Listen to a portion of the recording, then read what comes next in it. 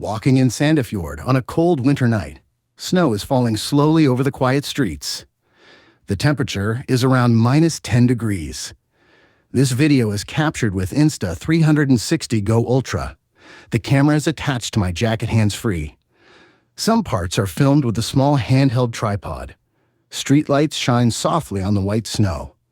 The city feels calm and almost sleeping. Houses and cars are covered with fresh snow. Norwegian winter nights are peaceful and silent. This is real life in South Norway, not staged. POV walking makes you feel like being here. Many people watch these videos to relax and sleep.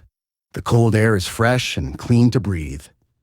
Snow makes every sound softer and gentle. Sandefjord looks beautiful after dark. Boats rest quietly near the frozen harbor. This is a real test of the camera in winter. Walking slowly helps the mind to calm down. Simple moments become special in snow. Thank you for walking with me tonight. If you like our video, please subscribe the channel Shutterbug in Norway for new adventures.